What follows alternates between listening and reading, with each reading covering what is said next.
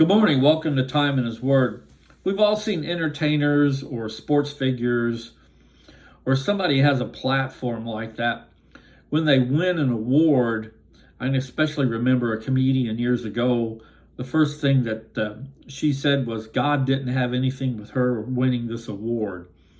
And I felt sad for that individual, because we're either going to serve one of two gods or persons, however you want to put it. We're either going to serve God or we're going to serve man, which man is the same thing as serving Satan. It's not a good lifestyle. But when this entertainer, this comedian said that, I thought, oh, how bad. I felt sad for her. And that, and then years later, as I followed her, when she would show up in the news periodically, she was doing things that were just so harmful and of bad taste that it was pathetic. And I've always marveled at people that say I'm a self-made man, or I've never heard a woman say that, which I'm not. I don't know why they couldn't, but I've never heard it. But you'll hear it more from a man say that I'm a self-made man. What does that mean exactly? We're all going to serve somebody, be it God or Satan. There's no two ways about it. In fact, in Luke, the 16th chapter, verse 13 says, no servant can serve two masters, for either he will hate the one and love the other, or else he will be loyal to the one and despise the other. You cannot serve God and mammon. So Scripture tells us we have to make a decision. We have to decide whom we're going to follow.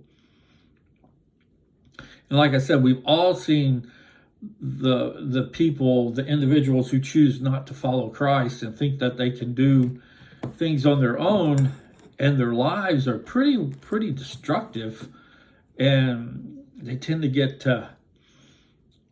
just have a pretty destructive life. But yet the people who choose to follow God, you can look at their life and see, well, it might not be picture perfect. They still have ups and downs like everybody else, but overall they seem more at peace and more of an easy approachable person. Or it seems like the ones who follow Satan, some of them are just so miserable that it's horrible. But back to what I'm trying to get to today is, while it's fine and dandy to say you want to, live life in the wind and do what you choose and do what you please and go where you want and when you want and all that, it still comes down to, just as that passage says in Luke, we have to make a choice. We can't serve two masters. We can't serve man and we can't serve God. We have to make a choice, one or the other. And it's like that in anything you do. You have to make a choice, whether you're going to be good or whether you're going to be bad. And like I said before, it seems like the people who choose not to follow Christ or don't want anything to do with him, they're such miserable people, and they have such a hard outlook on life that you don't want to be around them. And I guess it's that phrase, misery loves company, comes to mind when you run across people like that who've made that choice not to follow Christ. But remember this, each and every time that you reject Christ, your heart grows harder. And when it grows harder, it's harder to hear God talking to you, because he's not going to scream, he's not going to shout. It could be just a soft whisper of a voice.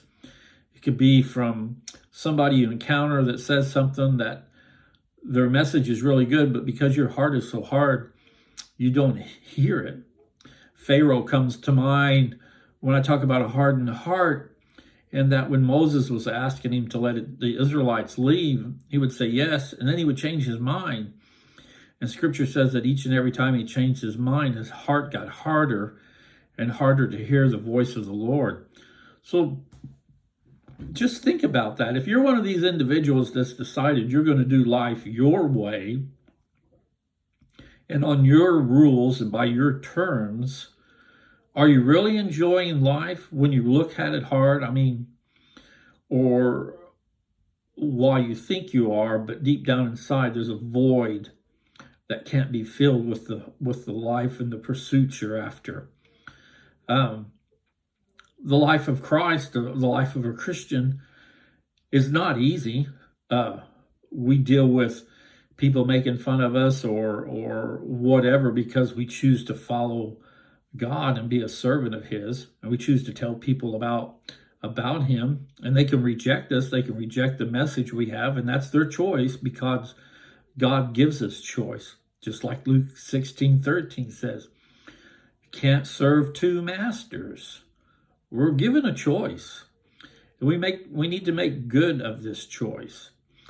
But here's the thing, if you make a bad choice and you decide to do life your own way, your own speed and whatever, at whatever point in time in your life that you realize you've went down the wrong path, you can ask God for forgiveness and He will forgive you.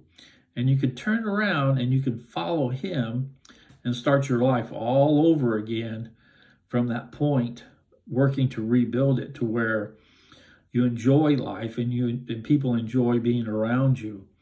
But again, remember, it's your choice, and we cannot serve two masters, but we do have to make a choice as to whom we're going to follow.